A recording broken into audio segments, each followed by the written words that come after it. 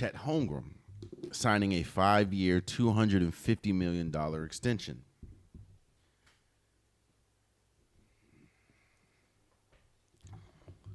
I think you have to ask yourself what do you categorize or what is categorized as a dynasty? I don't think winning two or back-to-back championships makes you a dynasty yet.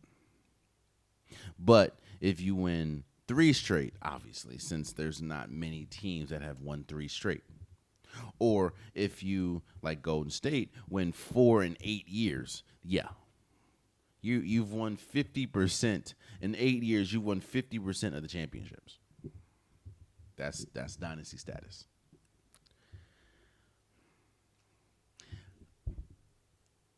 When Draymond Green was talking about the second apron and talking about how the second apron essentially killed dynasties,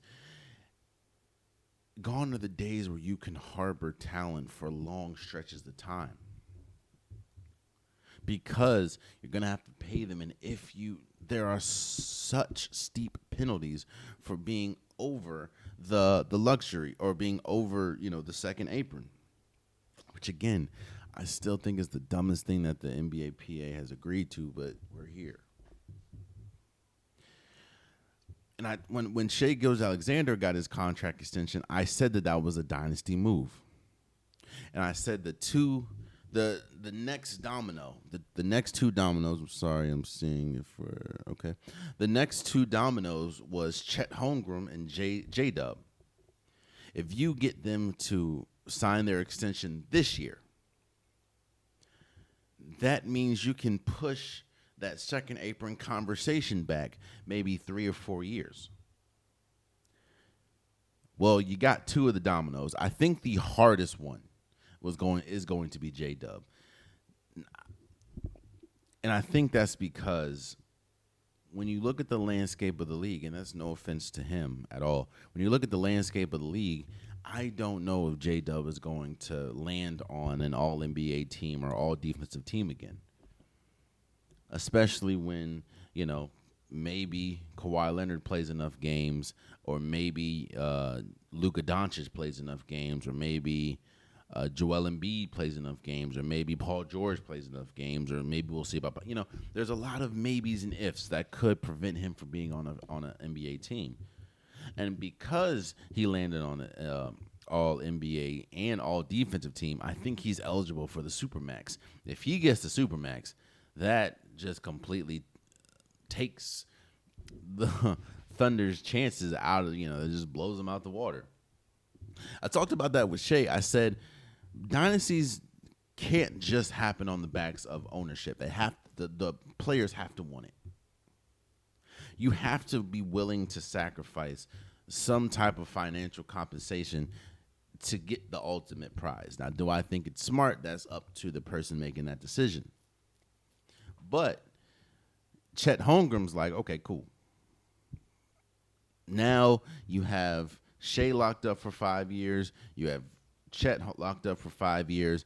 If you get J-Dub, that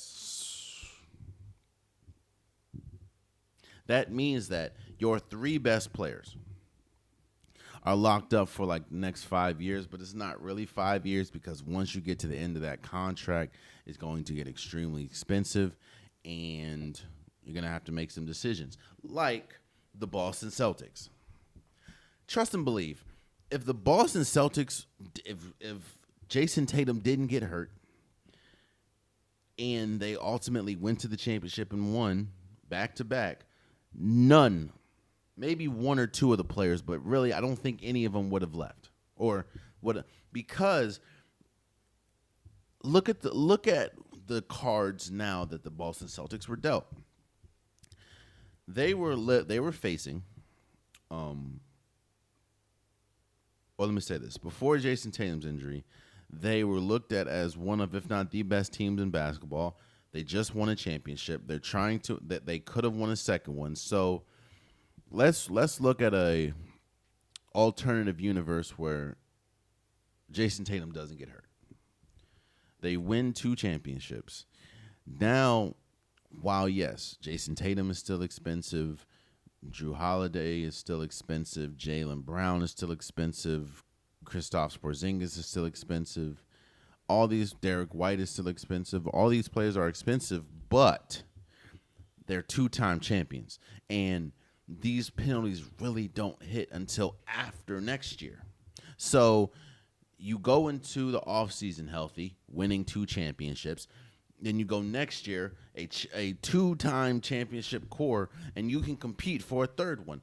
Imagine if they would have won a third one. Then you look, then decisions would have had to be made. But those decisions are a little easier when you're a 3-time champion or when you just three-peated.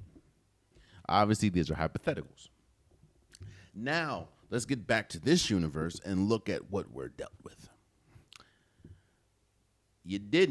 Jason Tatum gets hurt. You didn't win a championship. Now you're probably losing Jason Tatum for all of next year, meaning you're just an expensive team that's not, while yes, Jaylen Brown is good, you're not in position to compete for a championship, because even if the Celtics were to make it without making the Jrue Holiday move, without making the Kristaps Porzingis move, I don't see them beating, again, the Denver Nuggets, the Minnesota Timberwolves, the Thunder. I really don't see them beating the Golden State Warriors if that happened. You know what I'm saying?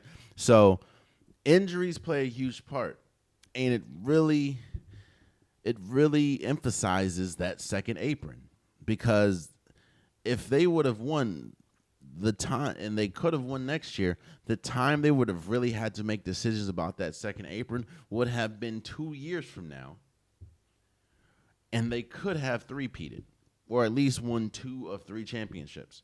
That's a much different conversation than, okay, you won 1, your best player's out for the playoffs and out for next year, and you're just an expensive team that's not good enough to compete. I say all that to say, these are smart moves that the Magic and Paolo Banchero are making and the Oklahoma City Thunder are making. They do not, it's probably 3 to 4 years that you don't have to worry about the apron. And on top of that, if you sign J-Dub, your 3 best players that just win you a championship, you also sign Jalen Williams, the one that comes off the bench, you sign him to a contract extension. So it's like, once you have this conversation, if you're 2 or 3 championships in, then you can start making decisions, you know? So I get it. Makes sense. Shout out to Paolo Banchero for getting his contract extension. Shout out for Chet Holmgren for getting his contract extension. Very smart and very much well-deserved. Oh, man, you stayed to the end of the video. I appreciate you. If you like what you saw, be sure to hit that subscribe button so you'll never miss any content from your boy. You can also go back and watch past episodes, past clips, and don't forget that the Unpopular Podcast, new episodes drop every Wednesday and Saturday. Appreciate you.